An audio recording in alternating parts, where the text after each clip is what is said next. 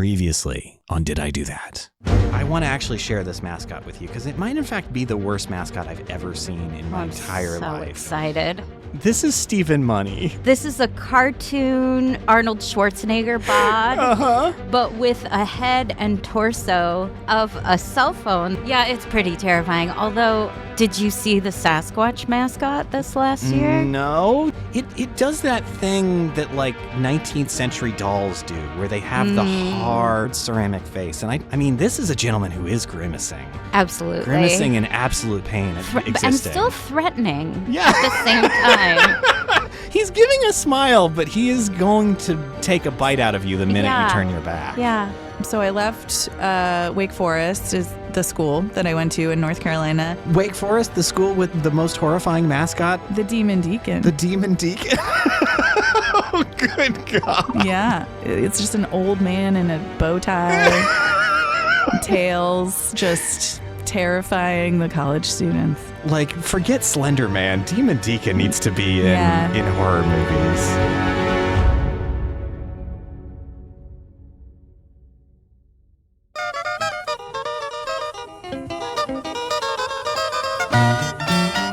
Welcome to Did I Do That? It's a podcast about graphic designers and the mistakes we make on the way to making something great because it's all part of the process. I'm Sean Schumacher, and joining me today, a very special guest. He's a dad, he's an author, he's an illustrator, he's a multidisciplinary designer with over 2 decades of experience in branding and marketing.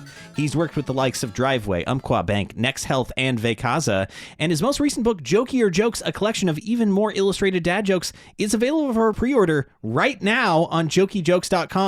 It's David DaCosta. Hi. So I wanted to kind of start us off with, I feel like I've been starting the show lately with like, you know, the hottest breaking news, and I have the coldest news possible. I bus now to and from school, and occasionally that means a transfer on beautiful Powell Boulevard, truly Portland's most scenic street. The Boulevard is the right name for how Powell looks, for sure. Boulevard definitely elevates. If it was street or avenue, you'd think this place is a dump. But it's Boulevard. It's a boulevard of dreams, yes. And gas stations and sad parking lots that are angled the wrong way. Mm-hmm. But I was at a transfer on a kind of weird stretch where there's a bus stop that's about 3 centimeters from the street, and it's just so uncomfortable to actually be in the bus stop. And I was like, okay, I'm just going to walk 20 more feet and hang out next to the AM/PM. And I've not been near an AM/PM in a while. Have you? No, I have not. It's kind of like a forgotten chain in a lot of ways. Gas station, convenience store. Yeah, pretty much. Yeah. I mean, I don't know if they're trying to make a play to be like the fancy kind, like Sheetz and Wawa and all those. It's on a boulevard. It is on a boulevard, so they could truly By make it luxurious.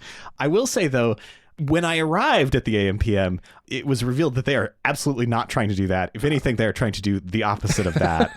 I'm going to show you a picture of the face that I was greeted with when I arrived at the convenience store, and I want you to maybe describe this character to me.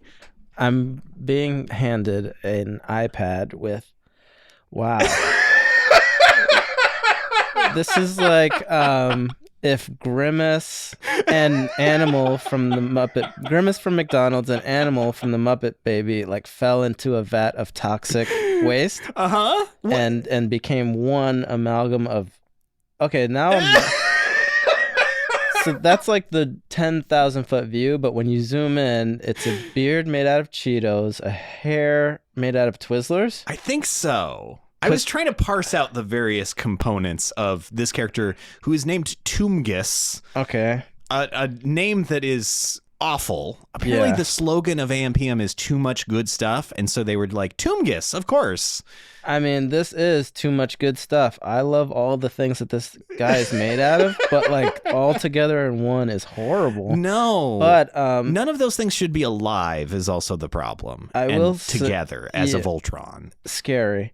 I will say that you should probably interview the person that made that on your next podcast, because that would be riveting. I would love that. It's like Gritty was rebuilt like RoboCop style out of AM/PM's trash food, What is?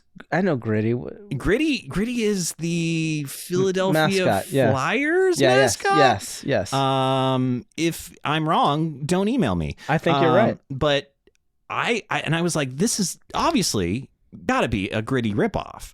And then I did further digging, and Toomgus predates Gritty. So Gritty by is, like 2 years. I am. I mean, I'm sure it took a really long time to make that thing. Well, I don't know. It was rendered in the software that they used to make the show Reboot in 1996. So I don't know how. It might have just taken a long time just in terms of the processing power of a Commodore 64. How many meetings? So was it more meetings than actual work? I have to think so. And I have to think that maybe those meetings were not done completely sober. R.I.P. to the designer illustrator, because imagine getting notes on the Cheeto beard and the Twizzler hair. We need to re-render the jazz cookie up? mustache. Yes, jazz up the cookie mustache. There's make not the enough chocolate chips. Make the Twizzler hair pop. Yes. We need to give Toomgus a new haircut. How many Twizzlers can you slice and dice to make this happen? This is such an elaborate campaign. That's the other thought, is like, I've never seen this before. It has been out in the world for nearly a decade now. And there is a whole like AMPM website where you can call Toomgus. Like on like a phone call. Yeah. I don't know who that's for. I don't know who needs that service. I don't know what you would do talking to Toomgus. Sometimes creativity is a bad thing. Yeah, absolutely. I think that's like, I mean, that's cool, right? Like, hey, let's build a whole world around this thing. Yeah. But like, it's also like the Toomgus cinematic universe. Yeah, but it's also kind of crazy. Like, enough. It's so strange. And I think the commercial that really sealed it for me, I watched a bunch of these because apparently the main place that they're advertising them is television, which is also just clearly like, wow, no wonder. These are just like late night, like deep cable ads that somebody watches and they're like, wow, what happened? Am I hallucinating? Yeah. Is there a gas leak in here? But it like, in one of the commercials, they're revealing that AMPM now sells fresh food, and Toomgus doesn't know what fresh food is. He calls... Well, he's made out of Twizzlers and Cheetos. He calls a tomato a ketchup ball, and I just... That's good writing. Yes. So congratulations to that copywriter, but also, what the fuck? Like, what are we doing? Yeah. Toomgus is representing something very sad. I think yeah. Toomgus needs help. Free Toomgus. I love a good mascot. That's just wild. Like, it's just a little too much. But like, good for them for like going crazy with it. But like, sometimes, Yeah. maybe I don't know. I need to learn more. I need to do some more. I feel digging. I feel like what you're saying though is that Toomgus is just too much good stuff, which makes it comes back full circle. Like, okay, nailed it. Like, that is too much good stuff. Yeah. I'm glad we could land on that at the close, and I'm also glad that we could finally find a mascot more horrifying than Stephen Money for our mascot bracket. Here on this show. I would love to do like a mascot bracket. Yeah. That's Toomgus. Too much good stuff. Too much good stuff. But David, you didn't come here to talk about Toomgus, I don't think. Well, now I'm here to talk about You opened the door, Pandora's box. Toomgus's box. There is only Toomgus. I mean, Toomgus is basically Katamari Damacy. Like, maybe everything Toomgus touches just gets absorbed into him.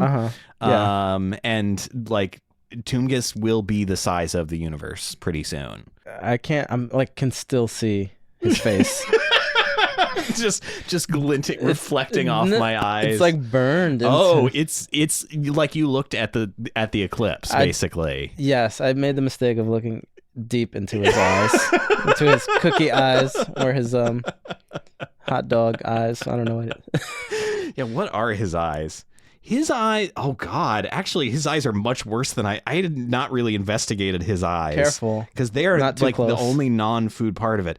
But they're like horrifying, like they're basically the eclipse. They're like horrifying glowing red irises. I'm noticing his eyebrow ridge are croissants.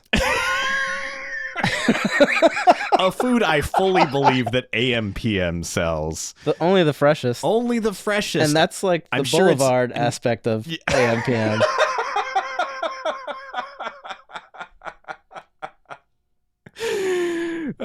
So head on over to Powell Boulevard to AM/PM and pay Toomgus a visit. He'll visit you at night. Oh God. He's been visiting us at night. He's under your bed right now. That's what the problem over the last decade has been. Around the time Toomgus was created, mysteriously the world started going wrong, and it's just I correlation is not causation, but I don't know. I don't know. Board. I'm on board with you on that one. Toomgist is hastening the end times. But again, you probably didn't come here to talk about Toomgist. Again, I did. Again. Okay, no, yeah. We'll circle back. Yeah. But you we were talking a little bit before the recording, like you started your like design career at the University of Miami, but you were kind of like thinking around art and design as a kid too, back in New York, right? I was thinking about this. My first quote unquote design gig. So like growing up, it was like two things. It was drawing and sports. That's just what I was into. Oh yeah. And like something about like sports team logos really like made me super interested. And I would like draw like Atlanta Falcons, that bird. Oh sure, yes. And like the Oilers, I remember. I would make, this was not a gig, but like, do you remember like the paper football game? Oh yes, yeah. The So, little like, triangle of football. So like I would make those for people, and then I would like draw the football team logo on the paper, and so that would be like a little like here. But yeah, come senior year, everybody was like set to go to their colleges, and so my first design paying gig was to draw and paint the college logos on their graduation caps. So like this was just sort of like a thing to do for fun, and then it became your first commission essentially. Yeah, I was making money painting logos on caps, and then like even like, you know, for the younger brothers and sisters of people that were going to college the next year or whatever, I would do their hats too. Did you have any inclination, like as you were getting towards the end of high school, that like this was a career path that you could take? No, because it didn't feel like a career. Because like I was like and probably like a lot of kids, I thought I was going to be a baseball player. Oh, really? Yeah, and like I wasn't good. That seems like a problem. Yeah, but I just like, oh, like that's a job. Yeah. You can become a baseball player, but like my high school team was like this like ragtag group of like ridiculous kids. And like we were just not good. We were terrible. It's gonna hurt recruitment. Yeah, for the majors. Like towards I think. like senior Yeah. year, I was like, I don't think I'm gonna be in the major leagues, but like I'm still like pretty good at drawing. And my mom was a guidance counselor, so she kind of was like, well, you can, you know, go to school for like design or art or something. Wow. And I was like, cool, but like, am I gonna be able to like make a living as a painter? And it's like, well, there's this thing called graphic design. That's so. This is like 98. That's so, because this is like such the inverse of how I feel like most people have it, where it's like, you know, you like hadn't even thought about this as a path, and like your mom is kind of like taking you towards it. Yeah. And like even like going back, it's so funny. Like I was talking to somebody about like chemistry, which you have to take when you're in high school. I was like failing chemistry big time. And my mom, being a guidance counselor, figured out a way. She wasn't a guidance counselor in my school, but she like knew the ropes. She figured out a way for me to get my diploma like by dropping chemistry and picking up video production. Oh, wow. So it was more of like a diploma with like a specialization of like technology instead of like with the science. So like, thank God. Yeah. Because like actually still use that sort of like stuff that I learned with the video production in my day-to-day life. Yes. I mean, Whereas, like, our worlds have been blending more and more. Eventually, this will just be one career path, essentially. Yeah. And like, when's the last time you thought about a valence? Or like... Yeah, chemistry does not come up. Algebra does not come up all too often. Writing geometric proofs, all the things that we were taught in high school. Yeah. Not terribly useful in the day-to-day world. No. But yeah, just like figuring out like, okay, like I can maybe go and study and learn to be a graphic designer. That seems like a good way to make a living. I mean, it's the only thing I can do. Yeah. I'm like terrible in math. Like just bad. Like I was like a okay student. I didn't really learn how to study until I got to college, but like I just wasn't interested. Like reading like all the textbooks at school, like they're reading in class and I'm just like looking at the picture like, oh, I wonder who shot that photo. And like, oh, I wonder who made that illustration. Yeah. And like so distracted, not understanding that that was like my path and my passion. It was just like, gosh, I guess I'm not like the other kids. You were already looking for the behind the scenes people even then. Yeah, like, ooh, nice I didn't know what kerning was, but imagine like, wow, I like the way this page looks. Yeah. What I should have been doing is like paying attention to what was actually on the page, but So you end up going to like University of Miami. Like, had you already kind of selected that school for design or? No. So I did the whole like, you know, being in New York, there's like Parsons and there's School of Visual Arts. Yeah. I got into School of Visual Arts. Oh, wow. And I, you know, it was so funny, like the portfolio and like I had to take like a figure drawing class over the summer to like add that sort of stuff to my portfolio. And like get the slides made, and the whole thing. But yeah, got into School of Visual Arts, but they just didn't give me as much financial aid as University of Miami did. And I mean, once I visited University of Miami, I was like, peace out. Where do I want to spend my winters, New York or Miami? Right. And this was like, yeah, it was like nobody really cared about Miami at that point, but like, I think Will Smith hadn't come out with the Miami song yet. And that's when people really cared. But like, yeah. And it was like, all right, I'm headed to University of Miami to study graphic design and illustration, which I didn't think about like, is this school or program going to be like good for my career? It just was like a place to go to school. And I think that school was like really, really solid for like traditional art and like painting and photography and stuff like that. But the graphic design program was just kind of emerging. Oh. And graphic design in 1998. That's a hard time. 99 was like, it was still like kind of like early on in some ways of like what we know as like, it was kind of the in-between time of like people hand setting type and like what we do now. Yeah. Right? Like, were you still taught like paste up? So we were not, and we had a lot of like our teachers were just like fine artists. I think that was pretty common until pretty recently, even. Yeah, and so like they kind of like, well, I have to teach graphic design now. So like there was same difference. Well, like a lot of like the teaching was around kind of like layout and like just like more of like a conceptual idea of like how does it flow. Yeah. Yes. And like looking at it as a painting in some ways. And like at University of Miami, it was like not just like, it was a double major. So like graphic design and illustration was kind of one thing, but then you were also like really heavily taught art history as part of your like requirement. Oh, interesting. So like looking at these like Renaissance paintings and like seeing like golden mean and like how things flow and move your eye around kind of like flowed into like how I learned graphic design. So in a lot, like this is really basically a traditional art education that is got this graphic design kind of sheen on it. Right. And then just like a lot of like craft. Yeah. As far as like learning pottery and like printmaking and I mean, spending 6 hours on a Saturday learning, like trying to make pottery and not coming out with anything. It's some minor explosions, as is common. Way too many ghost references. Like, yeah, not helping. But like learning how to craft and like work and like being meticulous. That's like great stuff. Looking back, yeah. Yeah.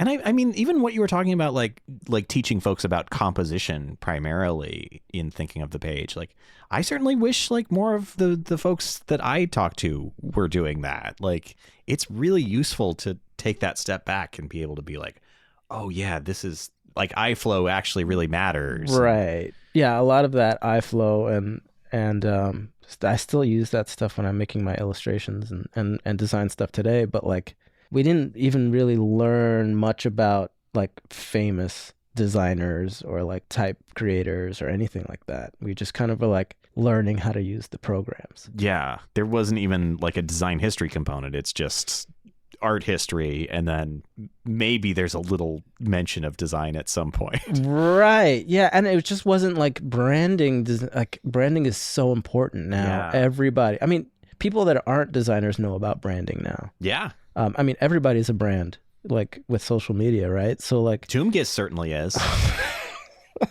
he's a little bit too much of a brand. Yeah, he needs to chill out about he's 500 brands is the problem. Cheeto beard, Twizzler hair.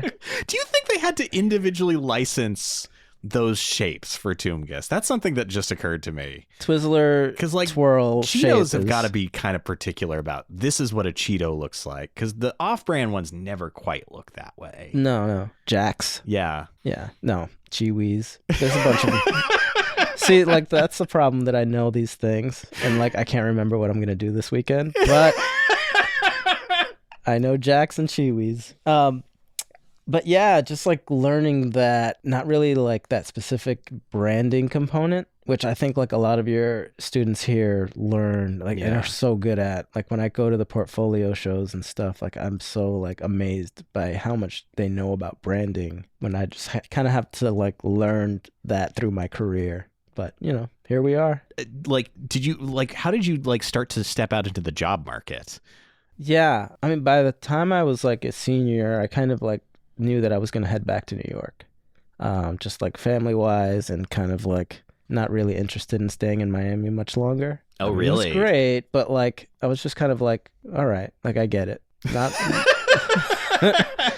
like I'm good. So yeah, headed back to New York. I did like a little internship in between senior and a junior and senior year in New York City. So like I knew like a little bit about like, I want to work in the city. So finding a job was like such a funny, like I had to make my portfolio on a CD-ROM. Tis the I mean, like you were talking about like having to produce slides and you probably had to put them in a carousel too. Yeah, like, that was before college. Yeah. So then we evolved into like, you know, in those 4 years. Like that's a huge leap forward in terms of like what it could be. I mean, you still had to have like a physical portfolio, but I built like a little mini portfolio site in Flash, and it was like probably like so slow. Like imagine having to like sit there. You get like, and I was like, yeah, I'll mail these CD-ROMs to like all these places to work, and you know somebody's gonna call me and hire me. Yeah. And I didn't get any calls. Ooh. Surprisingly. Well, but I mean, you know, it's. You never know who's going to receive it too with those like mail it into somebody. The circular file. Yeah. The garbage receives it. No, they promised they would call me back and they put it in a special cabinet that says we'll call these people back for special designers. But yeah, I Sign of the Times hit the yellow pages. And I literally started at A, calling places to get like, you know, and it was like, what do you like? You try to find anything that says design or like creative or whatever. And I started at A, and I didn't get a yes until I got to Q. Wow. But you got a yes. I got a yes. Well, it was kind of like more like a, okay, sure. like it wasn't a yes, I'll take it. But it was like kind of like a okay, sure. Yeah. Mike Quan, Quon, and that was my real first gig, and I started working out of this small studio. Not a studio, it was kind of like a loft, but small loft in Soho. Something that would be $7,000 a month now, but was probably maybe a third of that at that time. I actually was, and like thinking about this, I kind of like, oh, I'm curious. So I looked back, and I think he was paying like probably like $500 a month back then. God. Oh, God. This is on like, and if you're familiar with the area, Spring Street and Mulberry Street. So like right in the middle of Soho. Probably paying $500. And I looked at like some real estate website, and it was like $3,000 a month, $4,000 a month. That's not as high as I thought it was going to be, but it's still, yeah. He was getting a deal. Big time. But yeah, it was just like he had lived in that place and then moved out, but continued his work in there. So like it was just like covered with like, it was like a TGI Fridays of like a designer's like all kind of stuff on the walls, stuff everywhere. I think I like when I got there, I had mailed him one of my CD-ROMs, and it was just like under a pile of like. I was like, oh, did you guys see this? And they were like, what is that? Did he even have like a CD-ROM player at that point? All the computers, I think, they were the old Macs. When I started school, we were on the gray and tan Mac. Yes. And I think they were moving toward the translucent color Macs. Oh, yeah. Yeah, that would have been around the time of the iMac launch. Mm-hmm. Yeah, so they're like almost getting there, I think, by the time I left. I mean, he was the first person that had an iPod. Wow. That I saw, and it was like amazing to me. So 1,000 songs in your pocket. Yeah. We'll never beat that. No. I mean, but yeah. Now we have no songs in our pocket, and we pay monthly fees to they're just floating around in the services. Air. Yeah, it's great. And then they just take things away, and it's good. It's good. It's good. Everything's we made the fine. right choice. It's good. It's good. Everything's fine. We need 1,000 subscriptions every month just to function. It's good. It's good. It's good the way we've done things. You actually sent me beforehand a little bit of like kind of some scene setting. You're also like listening to smooth jazz as you're working there. That's right. Yeah, and it like going back, like even when I was in college at the printmaking studio and at the pottery and all that, like music was always playing, and that's like a big component to how I work. Just music, the right music. And my college experience exposed me to like a lot of classic rock. I'll never forget Green Eyed Lady. Oh, sure. Was like such a song that kept on coming up. And then at Mike Kwan, he had Smooth Jazz 101.9 always playing. And I think like he designed the logo for that radio station. So I think it was just like, that's why it was always on. But yeah, smooth jazz all the time. Do you have positive associations with smooth jazz? Because I associate it with endless drives through the desert, which I loathed as a child. I don't remember the music as much as the jingle for the radio station. Oh, really? Which was smooth jazz CD 101.9. It's a jingle that's just sort of meant to eat as much time as possible. Yeah. And then, I'm sure there was like some Kenny G and whatever. But yeah, smooth jazz playing and learning. He was primarily an illustrator that kind of like made his way into design and did like a lot of logo design. A lot of like, he did like a bunch of the logos for like the lottery, which is kind of cool because like people see that stuff. And yeah, he did a lot of like really cool stuff in the 80s and early 90s. And it was kind of like, I don't know if he was like on the downslide, but like we weren't doing as much cool stuff there when I was there. But it was still a really cool place to learn and like getting my hands, because it was only 3 people in the studio. Oh, wow. So like I really was getting to like learn a lot, getting to work on a lot of things that maybe somebody that was my age wouldn't get to work on. Yeah. So, and I just also learned the value of self-promotion from Mike, because he was always sending out postcards to potential clients and seeing like, this is how you run a small business. So I was kind of like unconsciously soaking that all in. Yeah. I learned from Mike. I also learned from, oddly enough, Arnold Schwarzenegger. How so? I read his biography, and he made his way he was like a millionaire before he became a movie star. Really? And he was selling his like exercise routines through mail. Oh. And I was just like, that's great.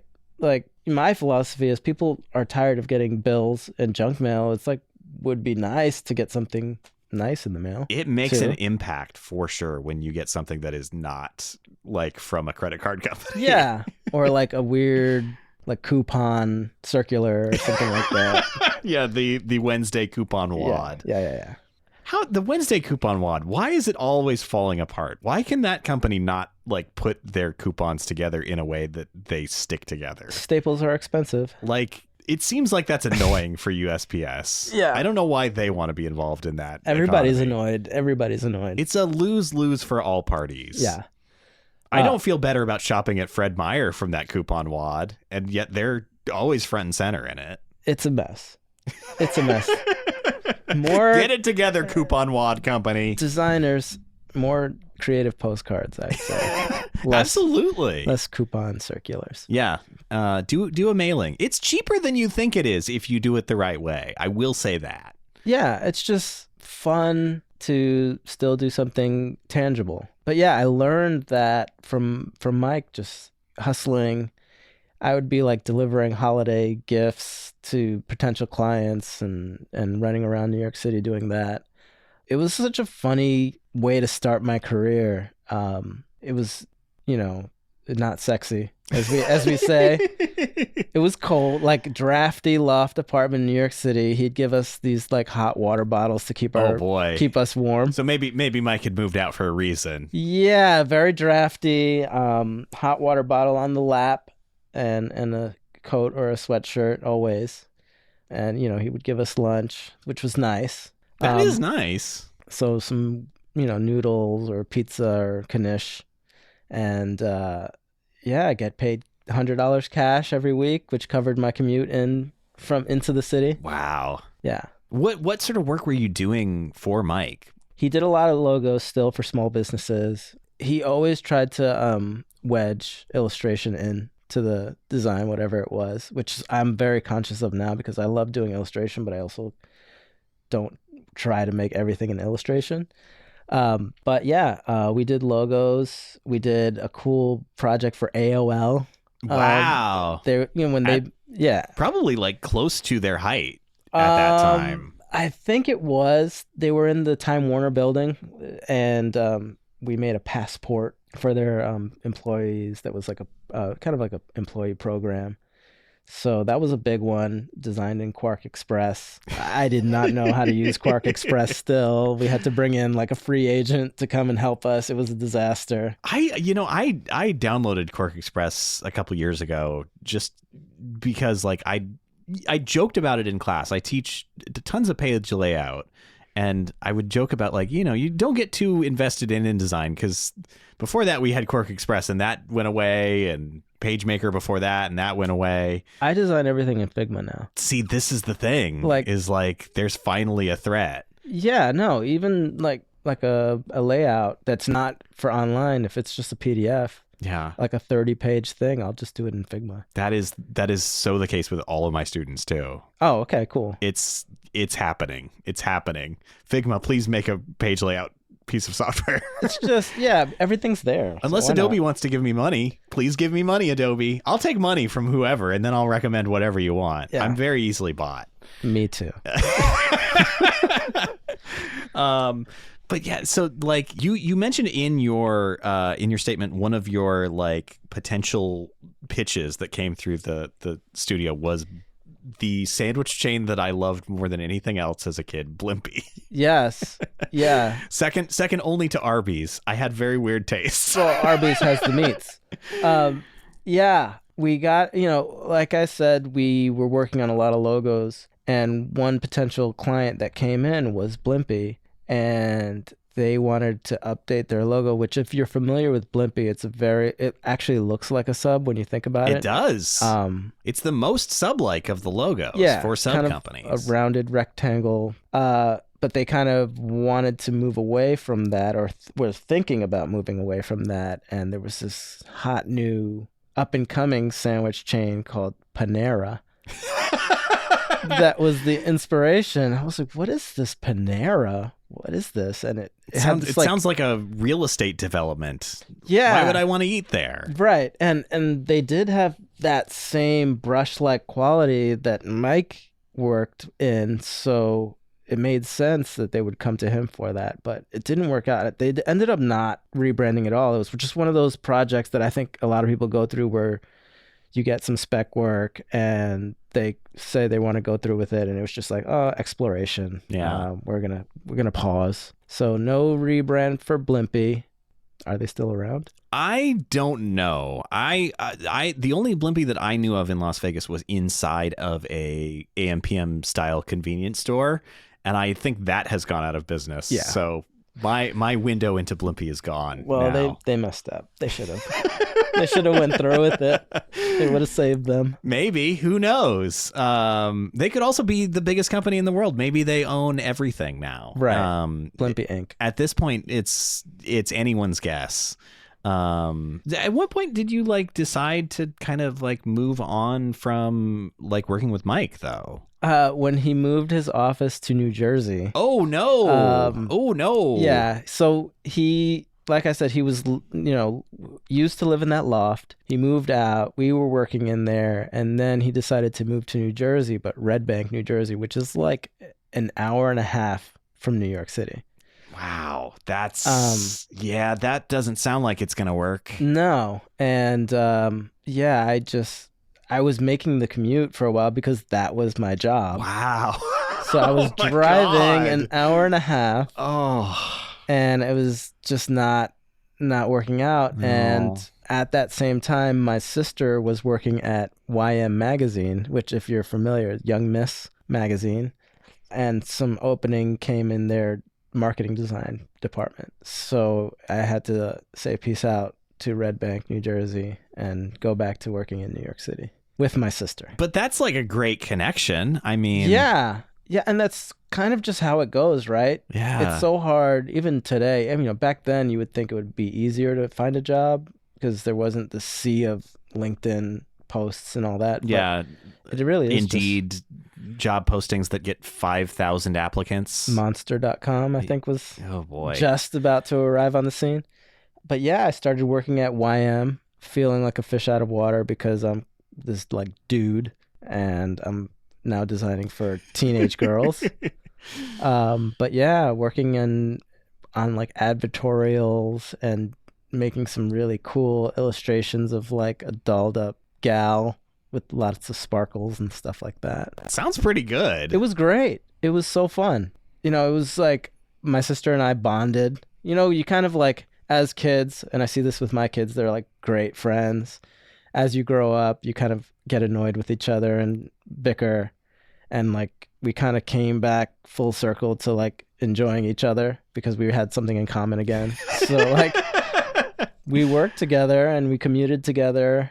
Yeah, it was a really fun time. Also around the time when magazines started going away because nobody wanted to read magazines. Yeah. The mass market magazine especially really fell apart in that era. Right. How does that sort of start to factor in? Is the magazine in peril financially? And I wasn't really aware of it because I just I think now, and probably people that are my age, or maybe even just in general, people are more aware of layoffs and companies in peril. Back then, I was just happy to have a job, happy to be able to continue paying my student loans, which was really what it was all about. I wasn't I was not being picky. I need to pay these loans off, and that's the mission. You just didn't want to commute to New Jersey. That was the only real obstacle. Right. Yeah, I had no idea. And then there was that meeting where it was hey, everybody come in. You're all laid off. There's no more YM. It's just dead. It's gone. Wow. That's bad. Yeah. And so that was my first layoff, and it was kind of whoa, what am I going to do? And it just worked out that I landed at Child Magazine after that. And you're kind of like in this world of like publication design. Wait, is it just called Child Magazine? Child Magazine, not for children, for parents. No, that feels like a temp name. Yeah, working title. Yeah. Yeah. And I worked in the marketing department there, and it was always in-house marketing. I never had success back then or ever really trying to get into the agency world. So I've always been an in-house guy, which I kind of like because you really get to get a feel of what the brand is and what the culture is. But yeah, I worked at Child. I bounced around to another publication, a Random House Publishers, laying out a book catalog. From there, it was just, I knew that it was kind of like a freelance through an agency gig, so I knew it wasn't going to last forever, and then I had to like find something full time, and I did eventually find my first true grown-up job, full time, working for a company called Source Media. Okay. And they were also a publisher of financial magazines. Oh boy, that sounds fun. So remember when I said that I didn't have a sexy career? Yeah. What are the titles that they have you working on? The big one was American Banker. That was the flagship. This is exactly the kind of magazine that I love, though. Accounting Today. Just like deep industry. Very niche. Oh my gosh. Yeah. American Banker, Accounting Today, Mortgage Technology. Wow. Yeah, designing digital ads for the magazines. This is all in the marketing side, and designing stuff for conferences. Oh wow. Yeah. That is the other thing. That's how all those magazines survive, is that they're just conference powerhouse things. And it was like those magazines were doing great. Yeah. Because the people that read those magazines are pretty ancient. So let me get my copy of American Banker and my cup of coffee and have a day. Yeah. I mean, anytime I get an issue of Smart Meetings magazine, I definitely sit down and I plow through it, you know. Yeah. So those they were doing great. And it was, my first real grown-up job, get there on time, do the work. It was wild. They had 12 designers in the marketing side, and then like a bunch, like 12 or 15 editorial designers. Wow. It was a big department, and keeping track of jobs on paper, like a spreadsheet on paper. I worked this many hours on this job and it's complete, or it was. That's wild. Like imagine your project management software, Asana. Yeah. But it's just a photocopied piece of paper. Just a sheet of paper that you're filling out. And like the scramble to put out like monthly issues of these magazines too, and like keep up with all the deadlines around like conferences, like that's got to be a lot of tracking that you're having to do on this sheet of paper. Photos, it's funny because there was a divide between the editorial designers and the marketing designers, and definitely the marketing designers were more fun. Because we weren't on those crazy deadlines like they were, and so we were just kind of like supporting them with the marketing and making postcards and stuff for the conferences. Even just like thinking about how we would design for these things for the conferences and for the marketing materials using stock photography before stock photography websites. Oh yeah. So that means a huge shelf full of CDs of stock photography. Wow. The business meeting stock photo CD and the cool graphic background stock photo CD.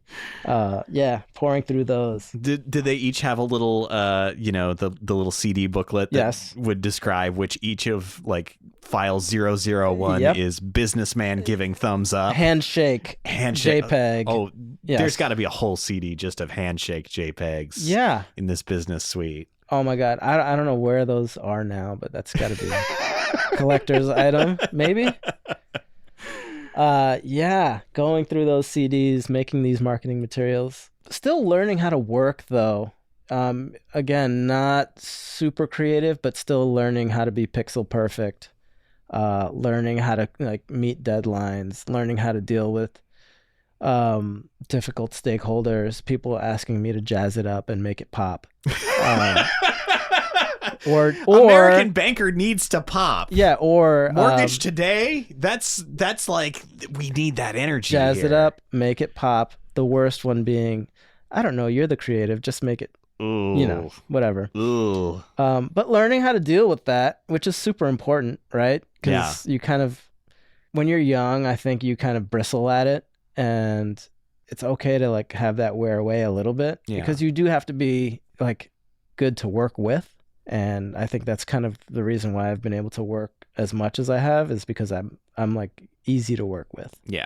I have design opinions, but I also know that, nobody really cares in the it's like broader scope. It's the delicate balance of like, you are the expert that's being brought in to solve this problem, but it's also like, it's always a thing that people have such strong opinions on, and like, where is the line between like, I'm coming to bring my expertise versus I'm just coming to execute your vision. Right. The CEO of American Banker magazine.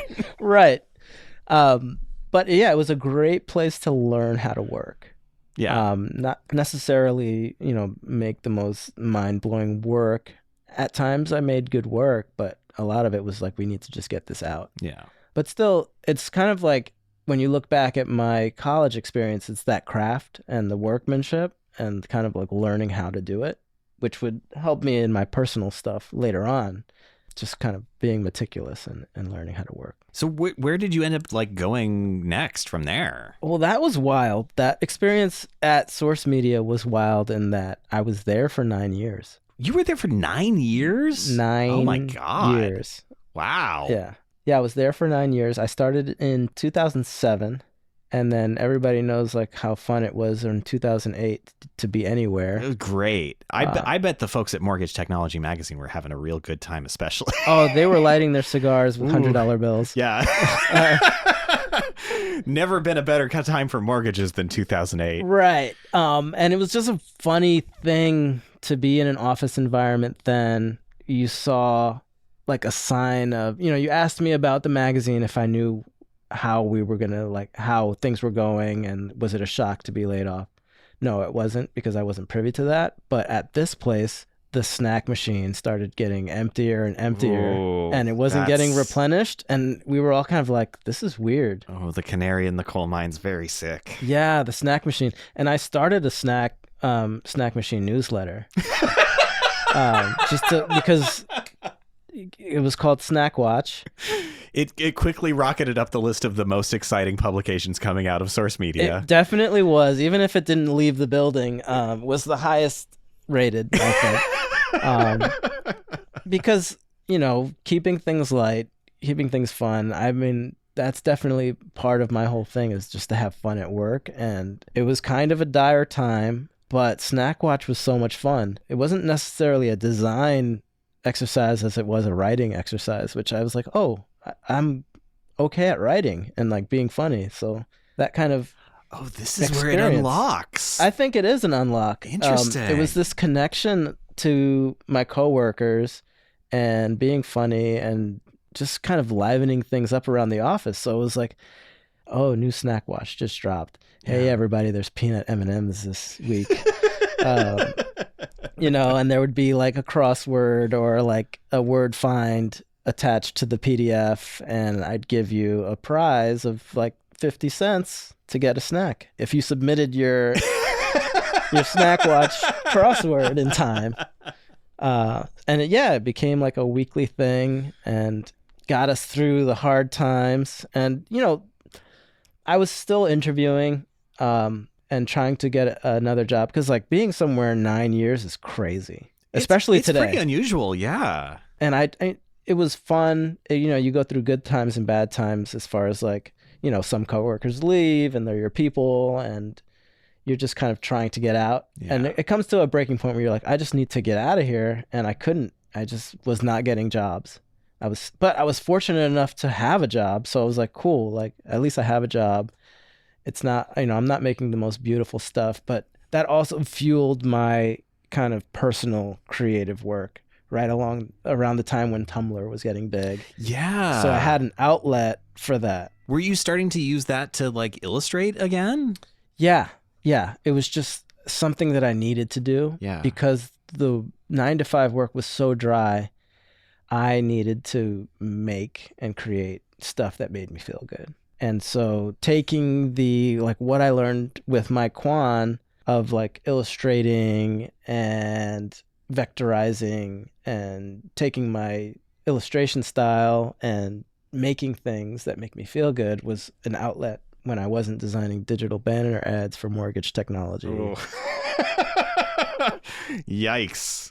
But applying that same pixel perfect process. That's, I mean, it's like you're building up all the skill sets to do all the things that you're doing now. It all makes sense now. Yeah. Back then it was like not so fun. Oh yeah. I didn't understand that I was making my way towards something. Because when you're young, you kind of just think about the day to day. Yeah. Or at least I did, where I was like not really thinking, well, it's okay. This experience will inform something later on. I wasn't thinking that. I was like, ugh, another, 728 by 90 digital ad. Oh, you know you've been cursed when you can still remember the pixel dimensions all these years later. Yeah. Oh, there are so many pixel dimension things that I can pull off the top of my head that are 300 by 250. Yeah. 720 by 240. Ooh, used to make a lot of those. Oh yeah. But yeah, all those weird and not fun things would inform me later on. Yeah. And I still carry a lot of that stuff and how I produce my own work and other projects, but at the time it wasn't the most fun. So like, where do you ultimately like go at the end of your time with Source Media? Well, it was a very heartfelt last issue of Snack Watch. Where I said goodbye, and I have to find it. I'll send it to you. I would love later. to see it. Yes, it's still in the internet ether, but I went on to an accounting firm. Hey, I was applying, and I just wanted to get out of there. Not only because I was like done with the work that I was doing there, but after 9 years of being anywhere, you're kind of like, I need to do something else. Yeah. And that is the hard part about, especially being in-house, is that there is a real limit to growth. Right. Like, there's not necessarily going to be a position above you that you can move into. Yeah. As I was leaving, I was able to like kind of work with freelancers and guide them and direct them. And the video production part of magazines started picking up as the web was a little bit more robust and could handle video. And I learned a lot about video production and that sort of thing, or more than I had learned in high school. So yeah. I picked some of that up, and then I ended up going to an accounting firm called Citron Cooperman, which I had never heard of before. No, I've never heard of it either. And probably nobody really, we know JP Morgan and maybe one other accounting firm, but it's in the top 25, and that's kind of a big deal in the accounting world. And the funny thing about Citron Cooperman is that it was like the rock and roll accounting firm. Yeah, so the CEO rolls in on a motorcycle wearing a leather jacket and then presents charts on an A board. It was the cool accounting firm because they were the accounting firm for The Who. Okay. And which is like a weird flex. It does seem like, I don't know for sure, but it does seem like musicians are famously not great with their money. Right. So I don't know that The Who would be much different considering the amount of drugs involved in their enterprise. Somebody has to write off the drumsticks for Tooth Moon. Who's it going to be? Citron Cooperman. So Yeah, they were the rock and roll accountant, and it was a big firm, and they had tons of people, but they just didn't have a graphic designer. So I was the one and one only. and only. For a huge firm. Right. That's incredible. Yeah, and that's terrifying. Yeah, and that's the thing about New York. There's so many jobs there that you don't realize that every company there needs a designer. Yeah. Whether it's an agency or like a cool brand or the rock and roll accountants. So yeah, I ended up at Citron Cooperman, and I was their first ever graphic designer. And yeah, they had like gold record plaques on the wall. Wow. For all their acts. They were just known for the one accounting firm that worked well with musicians. That's wild. Yeah. What did they end up having you do? A lot of postcards. Direct mail. Inescapable. You cannot escape the direct mail. You and I have both read the domestic mail manual back to front, I imagine. Yes. This is... I know where not to put things. Oh, my. That keeps changing. Love that. Yeah. A lot of direct mail, a lot of ebooks and weird documents. Kind of just standardizing their brand, though, because they didn't have that before. And that was like that was my real first experience with working on a brand and standardizing things and making brand guidelines so that people could make their Word docs and their presentations all align with the brand. That's got to be a big job for a firm that big, and probably that had been run just completely hodgepodge. Yeah, everybody was just making their own thing, so it was corralling all of that and standardizing it. And I was the source of truth. I was the one saying yes or no, which was nice. Yeah. And people hadn't had that before, so they were thrilled. And I was, kind of like added to their color palette. And so they weren't just a 2-color palette company, and, brought in the idea of like, maybe we should illustrate here or something like that, So I gave them brand when they were just kind of a company. It was great. It was super dry still at times, but the people are always fun. The people are always my favorite thing about anywhere I work. I still enjoyed being in-house. In between Source Media and Citron Cooperman, I still tried to get into agency world, but I just couldn't. Yeah. And maybe my portfolio wasn't good enough, or maybe I didn't describe my work the way it should have been described, but it just wasn't for me. I just didn't end up there. So I was Mr. In-house. How long did you end up staying at the rock and roll accounting firm? The Rockin' Accountants. I didn't stay there long. It was wild because being at Source Media for 9 years. Yeah. Learning all that, like the nitty-gritty design stuff that I did, and having my first experience as brand designer at Citron Cooperman. Around the same time, I met my soon-to-be wife, and she grew up in Portland. Oh. So I got married while I was at Citron Cooperman. We got married here in Portland. Shout out to the printer at Citron Cooperman for donating its services for all of my wedding collateral. That was probably one of the best parts of that job, was being able to print at will. Anything. You have full control. I sat right behind it, talking about, making copies. I was that guy. Before the recording, everyone, we were talking about the long forgotten SNL sketch of the making copies guy, Rob Schneider. If you don't know who that is, don't look him up right now, because he's really curdled.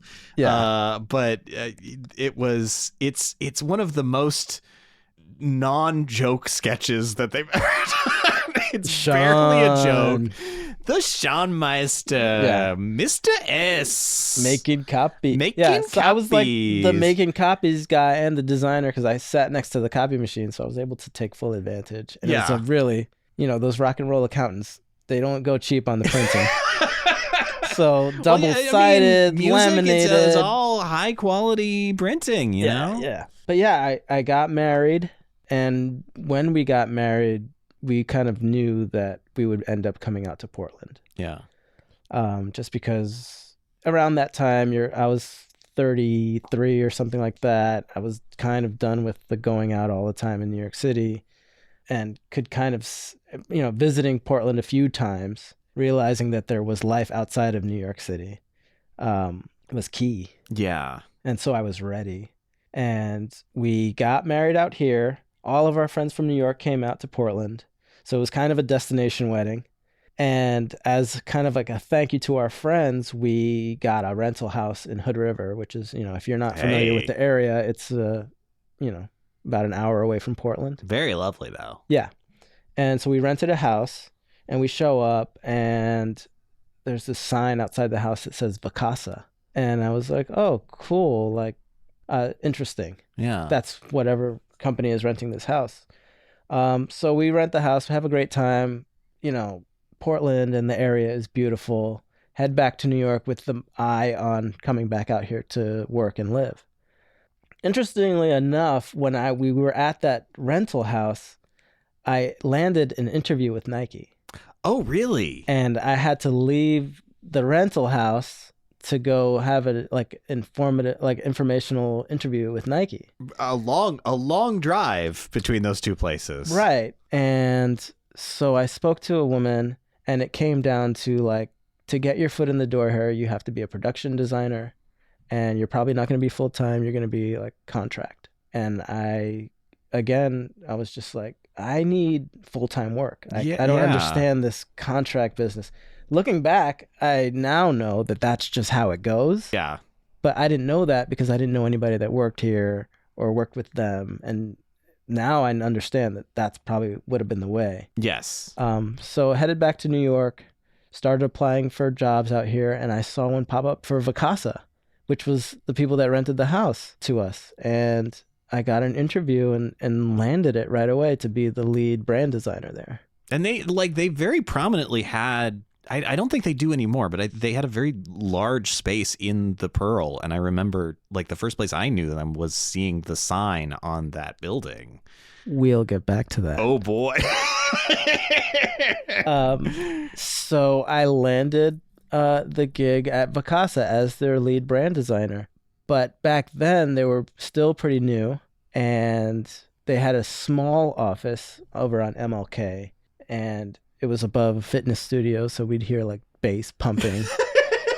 It was so small. It was maybe 50 people. Wow. And they were still primarily located in renting houses in the Pacific Northwest. But again, standardizing design, giving people assets to do their jobs, signage for in-home signage, and just kind of expanding the brand expression. Yeah. And just learning about the business and seeing, as the business evolved, what the business mean to people was changing.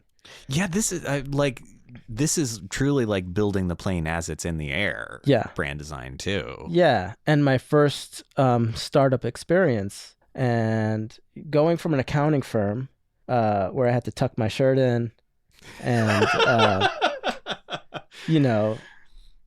to going to a place where I could, regress to dressing as I dressed in high school, and there'd be dogs and people were kind of hanging out and having fun. Yeah, you're never going to find a more opposite experience from Portland startup to New York City accounting firm. I know, even though they were the rock and roll accountants, it was, Yeah, they're rock and roll in that they wear piano key ties. Yes.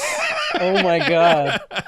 Yes. The rock. Yeah. So, but yeah, it opened my eyes to working at a startup and having freedom and flexibility because they were just growing, and they handed me the keys to the brand. Wow. It was such a fortunate thing to land there. Yeah. And working closely with writers for the first time, and working collaboratively to develop what the brand voice and tone is, and then expressing it visually was so much fun. And then seeing the company grow as it did, moving from the small office on MLK above the fitness studio to a bigger space in the Pearl, and then continuing to work there where we actually started the rebrand process. And we brought in an agency for that, Studio Mega, who's local here. Oh, yes. they did an awesome job, and it was cool to be part of that and work with them and be side by side with them and see how they approached the rebrand. Looking out the window of the office, seeing another building being built and wondering what was going to go there, lo and behold, that was going to be the new DaCosta office with the sign on it. Oh, that yes. Because they moved right across the street from themselves. Right. A convenient move, at least. Yeah. And it was cool. Beautiful building. You know, the company is growing and somewhat doing well. Still doing weird direct mail. Probably the weirdest project of my career.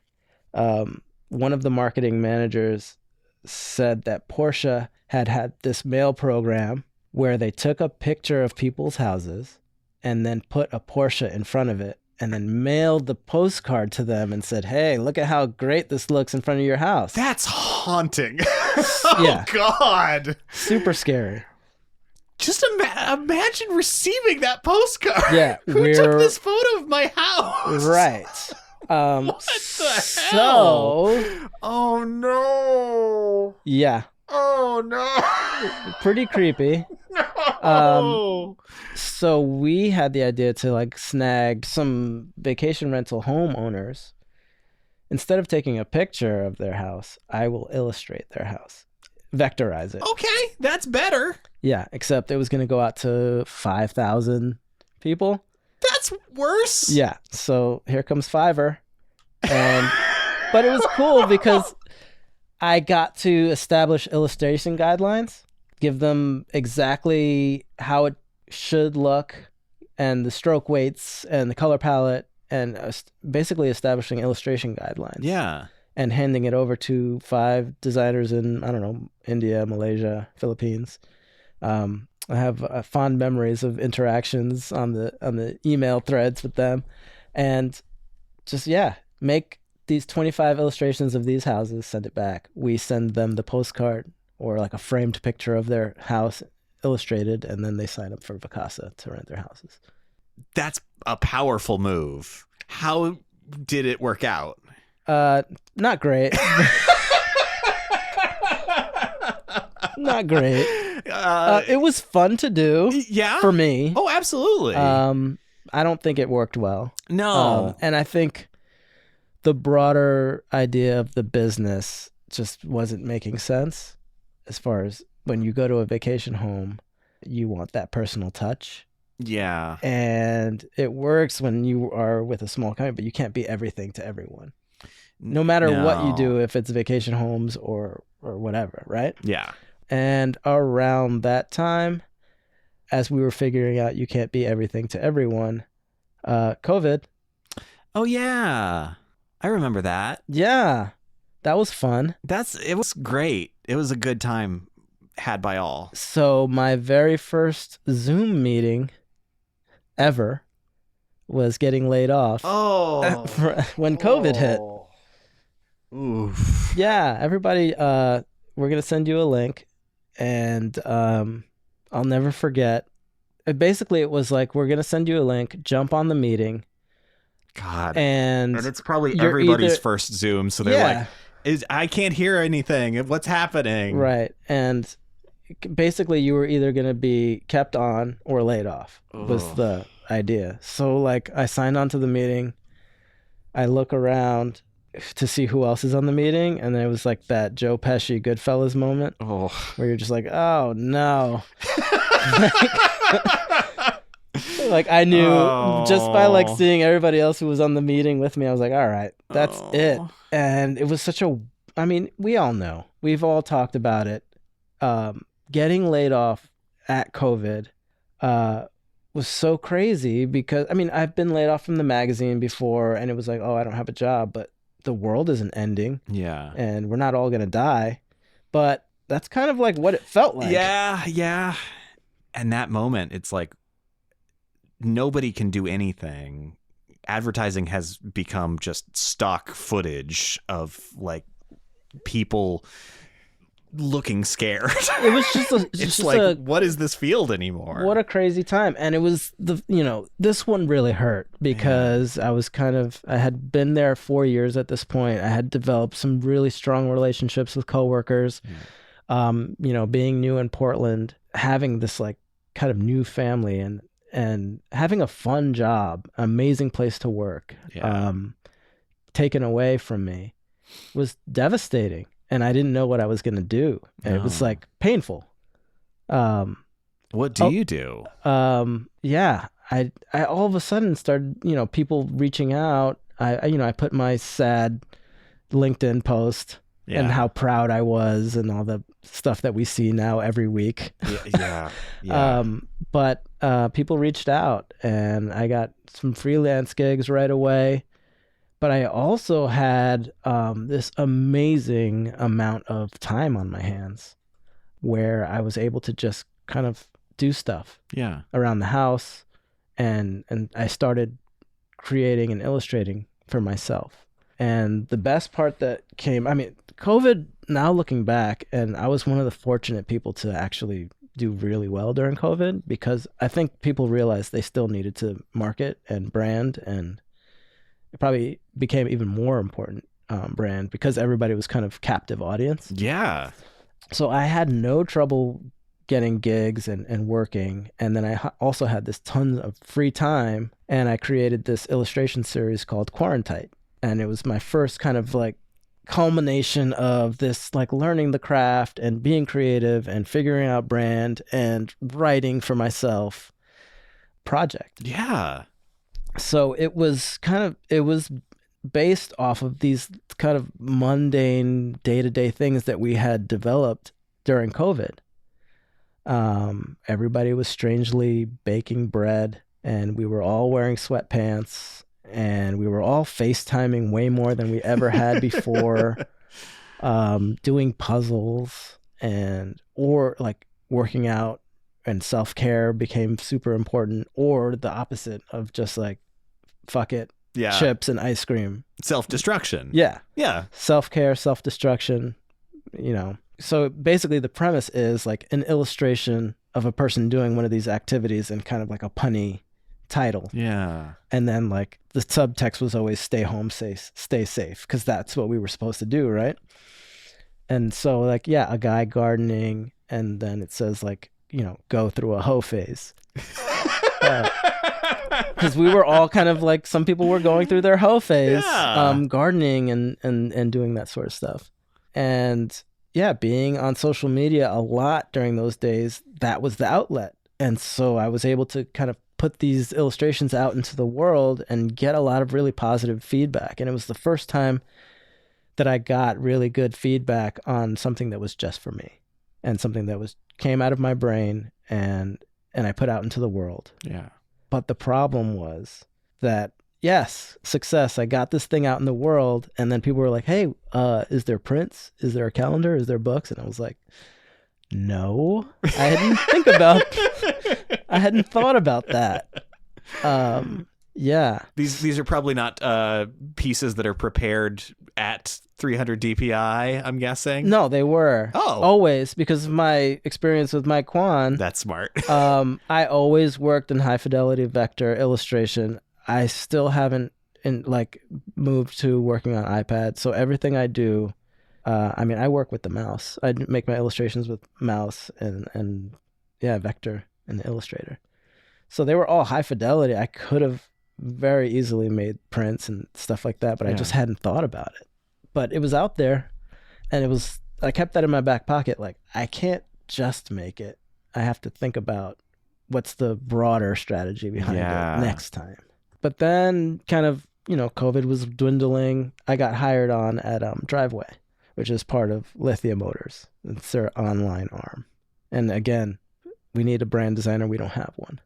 So I was able to be the first brand designer there and establish work. This experience at Driveway was interesting because I worked really closely with product and UX designers to build the brand, which is new for me, but super essential now because everything is so online and app oriented that the brand has to work not just in print, Yeah. Nice to If work everywhere. AMPM has an app, then everything needs an app. Well, what's his name again? Too much of a good thing? Toomgis. Of course, Toomgis. it's Toomgis, the incredible, memorable name Toomgis. Toomgis needs to resonate not just in postcards, but on your phone and on your laptop. So I got to work really closely with some really strong product and UX designers and build this brand, establish color palette, establish illustration style and library, build out explainer videos, work with animators.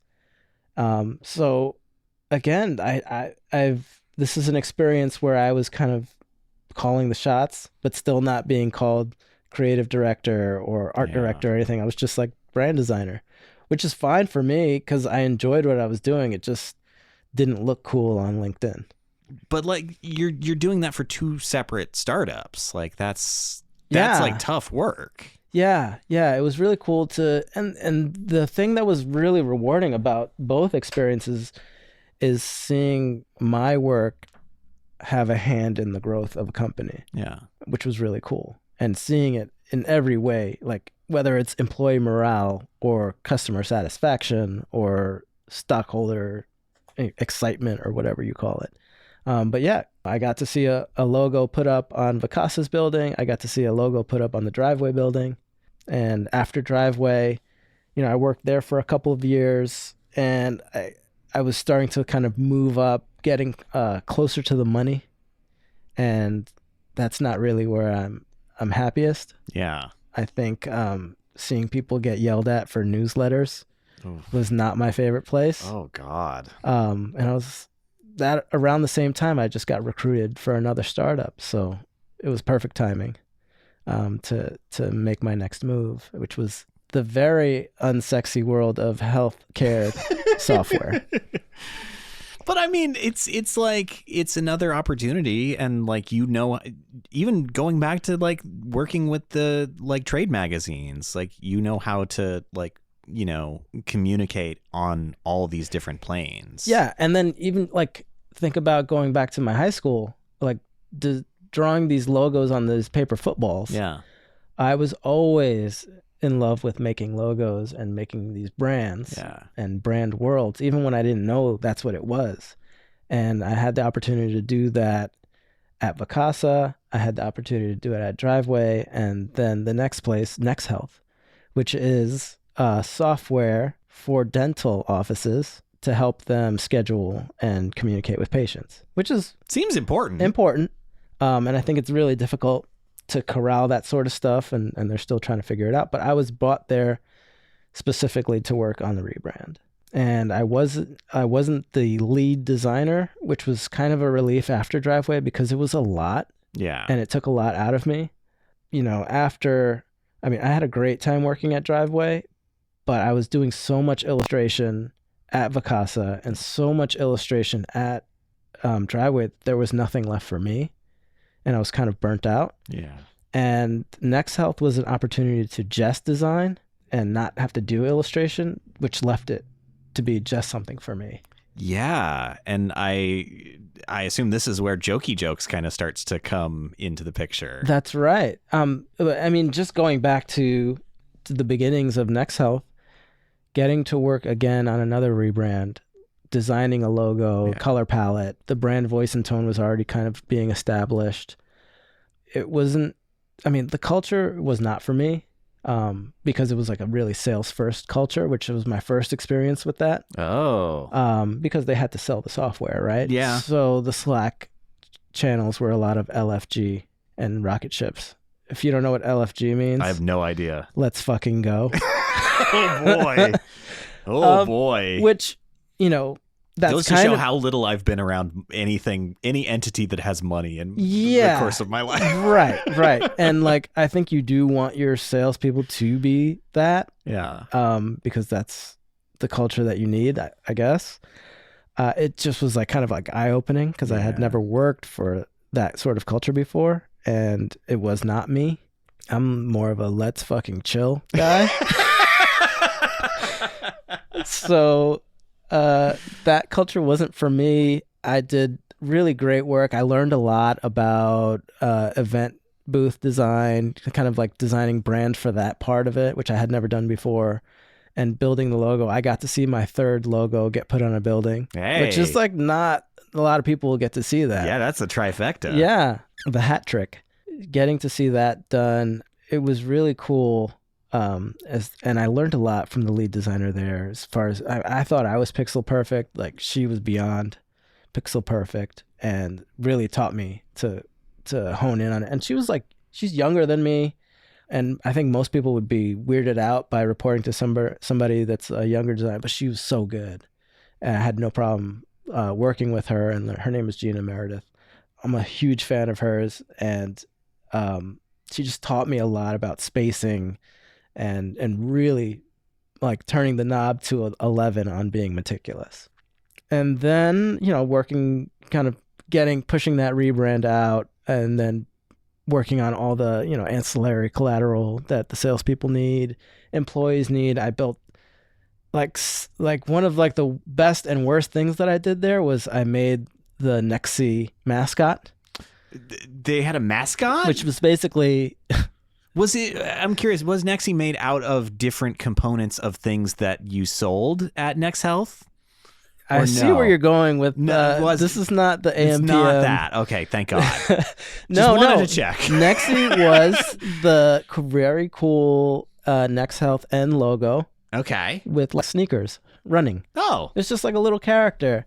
And I came up with the tagline, Nex Health does it faster. That's pretty good. Yeah, because it does all this stuff for the people in the office faster. Yeah. But that kind of bled into the work culture. Oh. And so like turnaround times were expected to be like lightning fast. And so it's like, oh, this is great. This is a great tagline. You sort of Sonic the Hedgehog your whole job. Yeah. That's bad. Yeah.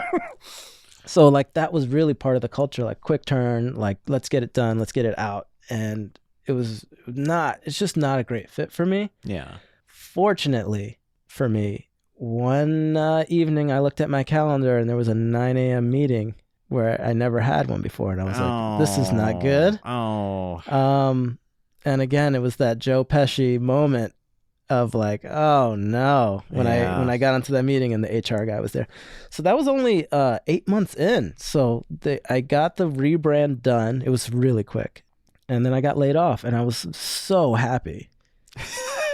This is a relief, this layoff. It was a relief. I was offered a nice package. Hey. I was able to not worry about anything. I got to keep my shares, so go Nex Health. All right. And around that same time, I started to illustrate these little characters with my daughter, which would now then become Jokey Jokes. So yeah, I wasn't having to do any illustration at Nex Health. Yeah.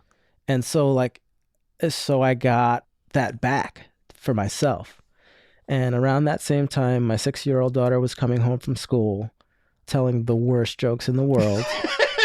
As 6-year-olds do. Absolutely. Really just not making sense, but really enthusiastic. Leaving out really fundamental parts of the joke. Yeah, like setup and punchline.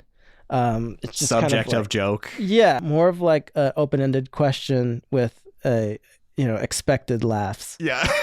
So I just started workshop. Let's work on this. Like, let's get one good joke. And we came up with, what did the glue say to the tape? What did the glue say to the tape? Let's stick together. And the illustration came to accompany the joke, which was a cute tape and a cute glue. I love it. Running together, sticking together, arm in arm. And that was fun. And again, I had like a ton of free time because I had been laid off. Yeah. And I had the renewed passion for these illustration. And now I had a direction with these jokes because they're addicting. Once you come up with one, you want to keep on coming up with more and more and more and more. And so 1 turned into 12 and 12 turned into 24. And I'm waking my wife up at 2 a.m. to tell her a new joke. And yeah, and the idea of like, not just letting this stuff live on social media, but actually be tangible, became a book. Yeah. So you're like, you actually made the thing happen with your quarantine project with this project. Right. Like, so the Quarantine project really informed this because, again, the meticulous workmanship and not just allowing it to live on the internet and be liked and commented on and then forgotten. yeah. So I got it printed, and using this like 20 years, like the Mike Kwan direct mail and learning how to build up a brand. So the book is a brand. There's a color palette. There's a tone of voice. There's, learning how to loosely schedule social media posts, getting the characters animated to promote the book. You have merch. I'm merch. very jealous of your dad jokes hats. They're absolutely beautiful. Yes, the Jokey Jokes merch. Yes. Yeah, there's merch. It's just like it's a designer's dream. Yeah. And I'm the only one telling me no. And so I've had so much fun designing every aspect of this thing and having it grow and have a life of its own and resonate with people, which is really like what all artists and designers want, right? You just want your work to make people feel something. Yeah. So yeah. Well, and you're like making something for kids, especially, like you really get to, like, that can become such a big part of their lives. Like they'll remember some of those jokes probably like until they're our age. I hope so. I think it's just being a dad is something that I've always wanted to do and be. I grew up, my father passed away when I was 11 months old. Oh, wow. And it wasn't it was tragic, but I was 11 months. You know, he had a random heart attack. Oof. And it was traumatic for my family. For me, I grew up, I had father figures, coaches, uncles, grandfather, but I always knew that I wanted to be a dad. Yeah. And I knew kind of like what I dreamed a dad would be for me is what I would be to my kids and be to other kids. And so this book is like part of that, where I'm like, I get to be funny and teach kids jokes and like show them illustrating and be creative. And these are like the values and like the aspects of being a dad that I really love. And like being able to share that with everybody is really cool. Yeah. I mean, you came and you gave a talk here at PSU and you brought copies of the books in for everybody, which was really incredible. Like, yeah, that was so much fun. And like, I think that was really inspiring for our folks too. Like that you like made this thing, that it's this tangible thing, and now you get to like share it with the world. I hope, we get so caught up in social media and likes and sharing and what's the strategy? How should I share? And when should I share? But people forget about that stuff. And then what do you have? And being able to have this little kernel of an idea in my head and then turn it into something I hold in my hand, cool, that's great. But then seeing other people hold it in their hands and smile. I had a photographer at that talk, and the photos are amazing. Seeing people smile. And then I've done, stuff at bookstores. Yeah. And I during the talk, I was like talking about a photo, and I was like getting emotional because seeing a kid react, and that's something that they're going to remember, seeing a kid react to the book and the joke, whether it's a good or bad joke, it's up to them. But, it's just so incredible for me to see. It's really rewarding, and will helped me understand that joy in person is so much better than anything the algorithm can do. Yeah. I'm really not interested in making Mark Zuckerberg richer. No, I'm good with the amount of rich that he is right now. Less would be actually better. Yeah, I understand that social media is somewhat of a need or whatever that we have to do if you want to promote something, but being in the same room with people and seeing them react to something is way better, for sure. Absolutely. And like, I mean, even just thinking back to like when you were talking about like you put your logo on 3 buildings, like in a way, like having this and being able to give it to someone and they treasure it. Like that's so much more meaningful in a lot of ways too. Right. Because I mean, we're all, I'm sure a lot of designers and students listen to this, and there has to be something more important than hitting your company's quarterly goals. Yeah. And not necessarily, you don't have to go out and make a book, but you should really try to make something for yourself to make yourself happy, which is what this book initially started out as. I didn't realize it was going to make other people happy. Yeah. But it was just like, I just need an outlet, and I want to do something with my creativity. And it's super important to not forget to honor your gift. And by the time this comes out, this is not just going to be one book. This is going to be 2 books. Yeah, that's right. So now I am starting to ramp up promotion for the second book. So the first book is Jokey Jokes, which was really, I've been taking the crawl, walk, sprint approach with this whole thing, which is a value I learned at my current job at Trip, which we can circle back to later if you want, which is actually in the DaCosta building. So I'm really? back. I'm back. I've taken the crawl, walk, sprint approach, which is a value of Trip, which really resonated with me because you get stressed out and kind of anxious about how should I promote this and how should I make this and how should I get it out to the world when I'm, doing it all myself. And you just kind of have to go for it and be okay with it not being right and maybe failing, just to kind of get that first step out there. Yeah. And so the first book was a lot of crawl and just trying it out. Email campaign, what is that? Like, I just tried it. And, I don't know if it's like super successful, but I think it's something that I need to do if I want to honor this project the way it needs to be honored and give it as much energy as I feel like it deserves. Yeah. So just taking a chance at looking stupid and sending emails and working out how to promote this thing. So the first book was all about that, learning. Now a lot of that stuff is in place for Jokier Jokes, which is the second book. This time it's Jokier. And, I went through the steps on the first book. A lot of those steps I repeated on this one, so that was easier, And, after that, it will be Jokiest Jokes. So you're calling it out. It will be a trilogy. Oh, for sure. The good things come in 3. After Jokier Jokes, it will be Jokiest Jokes. Those jokes are already being written and so illustrated. You're not circling back around and doing a prequel after that. What would that be? Jokes? Just jokes? Yeah. I guess it would just be jokes. Yeah. But ramping up. I'm really excited to share Jokier Jokes. It's again a collection of illustrated dad jokes, and it's so fun to be so stupid. But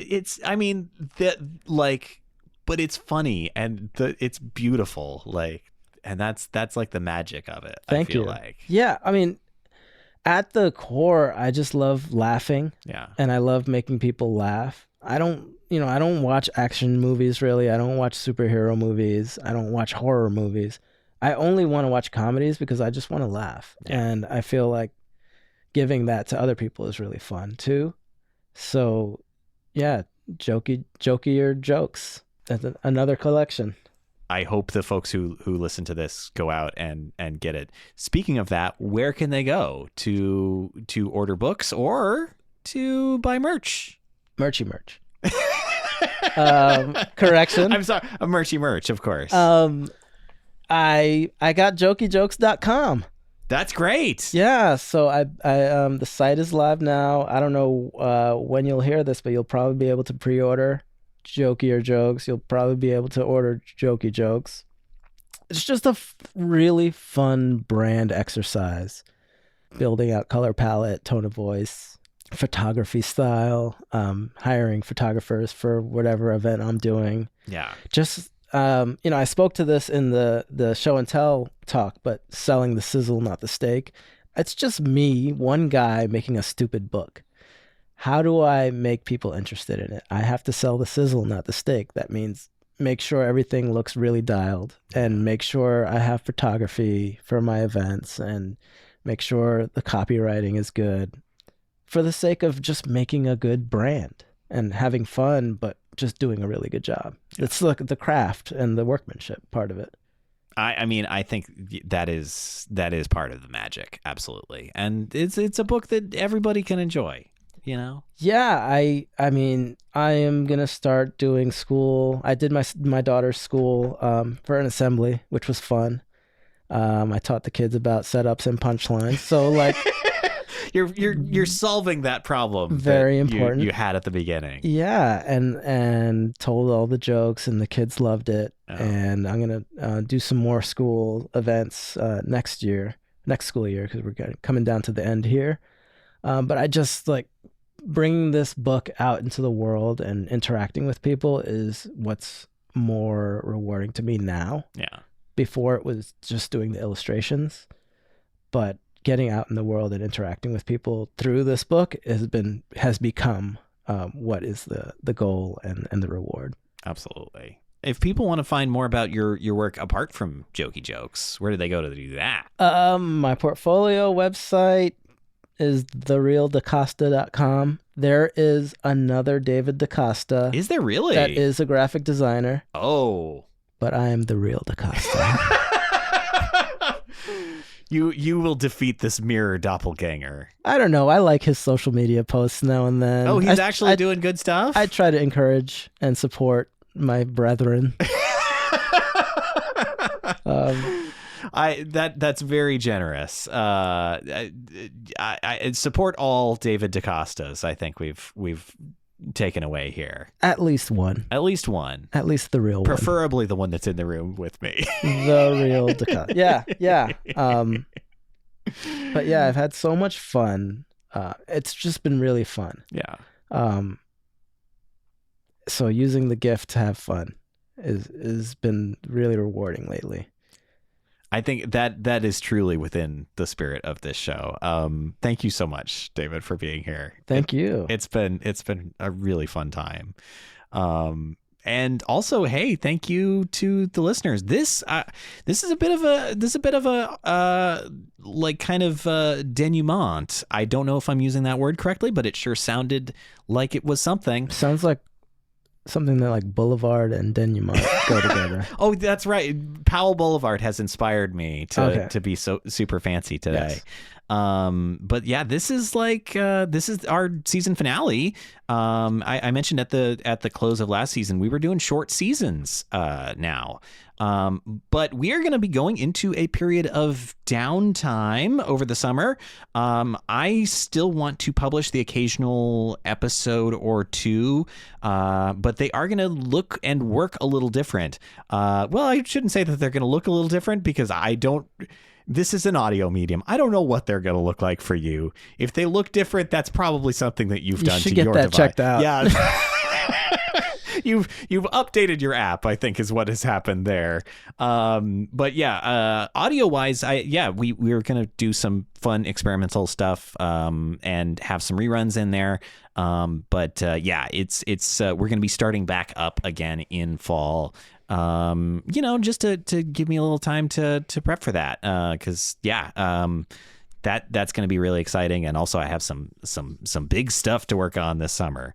Thank you, and I love you all. I love you all. This is how I'm telling you. Terrible news. I'm sorry. Speaking for the listeners, we love you too. Thank you, Don't David. let that just go out into the ether. That was really we love sweet. you. Thank you. I think I'm blushing. If you have a moment and you do want to share the love here, please rate, review, and subscribe to this show wherever you hear it. I don't know how to talk anymore. If you can give us a rating and especially a review, those are really big helps. Sharing it with a friend is an even bigger one. Spread the good word. Also, hey, if there is someplace else that you'd rather hear the show than the app that you're you're looking at right now, you want it to change, you're tired of just passively waiting for your app to completely change its interface, just have Mark Zuckerberg or Jesse Eisenberg buy it. I think it's Tom from MySpace. So is our new end of season 4 goal to we successfully replaced Mark Zuckerberg with Jesse Eisenberg, and now we're replacing Jesse Eisenberg with Tom from MySpace. Yeah. Still looking over his shoulder. Yeah. In that white t-shirt. I mean, Tom seems like a nice fella, so I'll take it. But if there's maybe someplace else that you'd rather hear the show, why not visit dididothat.design and check out all your options. That is also where you can find some good images that go along with each and every episode and get linked out to where we are on LinkedIn, Instagram, and more. I keep forgetting to update the LinkedIn, but I should do that at some point. Instagram's mainly where things are these days. Anyway, this has been Did I Do That? I'm Sean Schumacher, and as we always say at the close of every episode... Boulevard. No, Rutabaga. Sorry. Rutabaga Boulevard. See you on the Rutabaga Boulevard, folks. Till next time. Till next time. Bye.